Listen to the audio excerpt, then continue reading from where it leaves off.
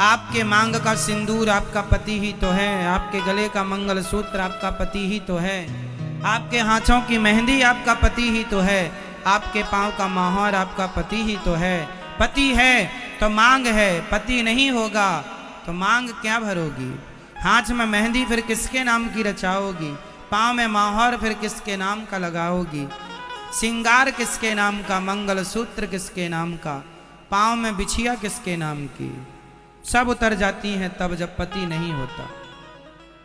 पति के रहते ही 16 सिंगार है, पति ही सिंगार है। इसलिए हर नारी को अपने पति को भगवान मानकर उनकी सेवा करनी चाहिए। पति से नारी सुंदर होती है।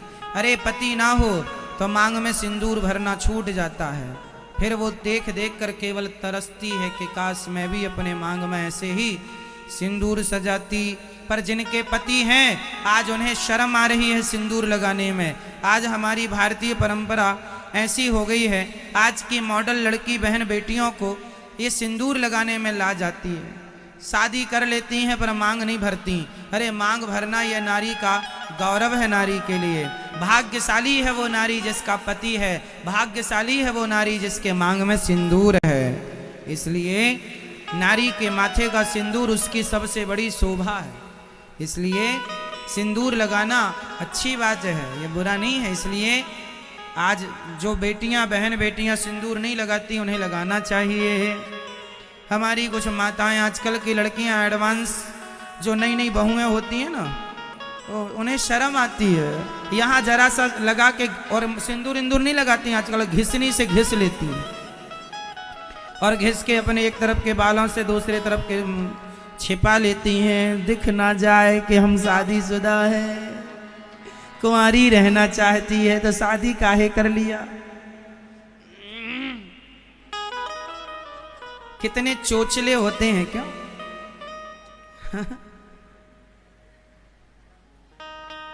आजकल फैशन क्या चलता है, एक हाथ में यहां तक चूड़ी पहनती और दूसरा हाथ खाली, चूड़ी नहीं।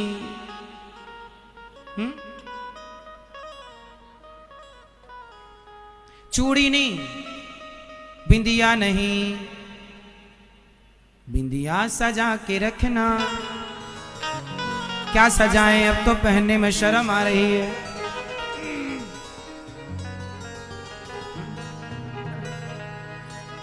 इसलिए अब क्या सजाएं तो शर्म आ रही है, मांग भरने में शर्म, चूड़ी पहनने में शर्म। चूड़ी क्या, चूड़ी का तात्पर्य क्या है। ये 16 सिंगारों में एक सिंगार है।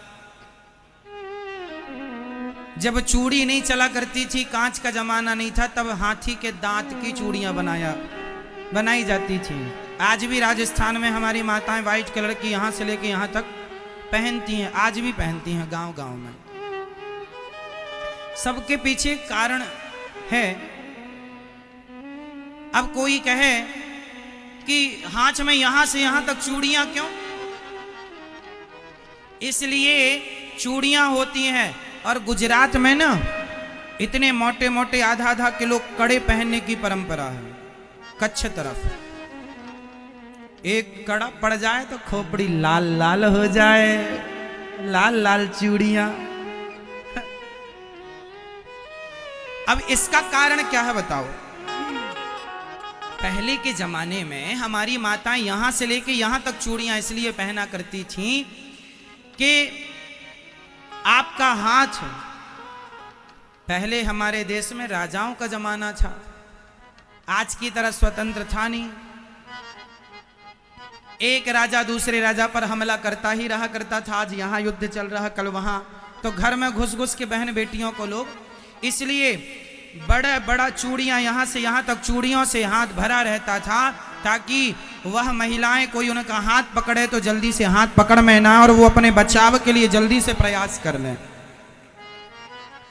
चूड़ी पहनने हैं तो जल्दी से हाथ पकड़ में, यहां तक चूड़ी है तो क्या पकड़ेगा, हाथ पकड़ में तो तब आएगा जब खाली होगा। इसलिए चूड़ियों से भरा रहता था। वो हाथी दांत वाली, उनमें भी एक अलग क्वालिटी रही होगी, अब तो देखने को भी नहीं मिलती। और कच्छ तरफ ना वो बड़ी बड़ी कड़े माताएं पहनती हैं, ताकि कोई यदि गलत निगाहों से देखा तो एक दिया खोपड़ी में, काम तमाम। तब कहाँ तलवार वलवार ढूंढती फिरेंगी, जो हाथ में वही दे मारा। भाई आत्मरक्षा करनी है। तो ये आत्मरक्षा के साधन हुआ करते थे। वो आजकल फैशन में फिर बड़ी से छोटी होती होती पतली पतली कांच की रह गई हैं। पहले कांच की भी मोटी मोटी होती थी कि चलो भैया चूड़ी एक तोड़ करके कांच ही दे मारेंगे, कोई मुसीबत आएगी तो। आत्मरक्षा तो अपना अस्त्र शस्त्र साथ में था, इसलिए चूड़ी इत्यादि थी। पर वो हमारा 16 श्रृंगार भी है। बहुत सारे कारण हो सकते हैं चूड़ी पहनने के, लेकिन आजकल माता पहनती ही नहीं है। अब आप कहो कि आजकल कौन हाथ पकड़ने आ रहा है, इसलिए नहीं पहनती। पर फिर भी 2-4 ही सही, एक मर्यादा है, सो मर्यादा का पालन करना चाहिए। मांग में सिंदूर इसलिए भरी जाती है कि जिसकी जितनी लंबी मांग, माता सीता मांग भर रही हैं पति की लंबी आयु के लिए। ये मान्यता है, हमारी धार्मिक मान्यता, और इसमें कोई बुराई नहीं है। तो मांग भरना अच्छी बात है।